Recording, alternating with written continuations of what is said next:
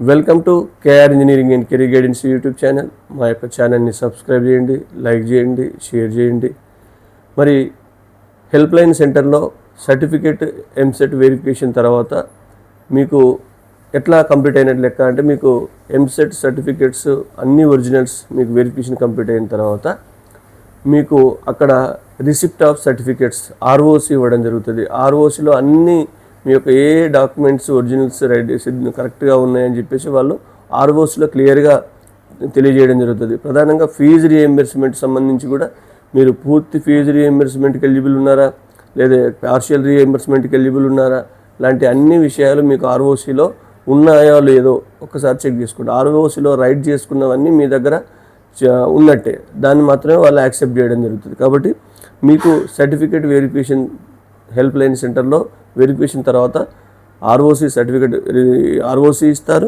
ఆర్ఓసితో పాటు మీ మొబైల్ నెంబర్కి ఒక యూజర్ ఐడి వస్తుంది. ఆ యూజర్ ఐడి చాలా ఇంపార్టెంట్. ఆ యూజర్ ఐడి ఉపయోగించి మాత్రమే మనం ఇంటర్నెట్లో కానీ ల్యాప్టాప్లో కానీ వెబ్ ఆప్షన్స్ పెట్టుకుంటాం. మరి ఆ యూజర్ ఐడికి మనం ఒక పాస్వర్డ్ క్రియేట్ చేసుకోవాలి.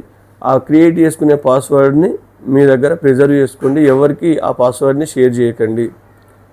మరి ఖచ్చితంగా మీకు ప్రతిసారి వెబ్ ఆప్షన్స్ చాయిస్ ఫిల్లింగ్ పెట్టినప్పుడు ఓటీపీ వస్తుంది. ఖచ్చితంగా ఓటీపీ వచ్చినప్పుడు ఓటీపీ ఎంటర్ చేసిన తర్వాతే మీరు ఆప్షన్స్ పెట్టే అవకాశం ఉంటుంది. కాబట్టి అది కూడా చూసుకోండి. పాస్వర్డ్ ఎట్టి పరిస్థితుల్లో వేరే వాళ్ళతో షేర్ చేసుకోకూడదు. మరి యూజర్ ఐడి ఖచ్చితంగా వాళ్ళే ఇస్తారు. యూజర్ ఐడి ఆర్ఓసి వచ్చిందంటే మీ యొక్క వెరిఫికేషన్ కంప్లీట్ అయినట్టుగా భావించగలరు. మరి పాస్వర్డ్ క్రియేట్ చేసుకున్న తర్వాత మాత్రమే మనం వెబ్ ఆప్షన్స్ చూజ్ చేసుకునే అవకాశం ఉంటుంది. కాబట్టి ఈ వీటిలలో ఏ ఒక్కటి తగ్గినా మీ యొక్క వెరిఫికేషన్ పెండింగ్లో ఉన్నట్టుగానే భావించవచ్చు. కాబట్టి మీ మొబైల్ నెంబర్ కూడా కరెక్ట్, మెయిల్ కూడా కరెక్ట్ ఇస్తేనే మీకు సమాచారం వెంట తెలిసిపోయే అవకాశం ఉంటుంది. Thank you.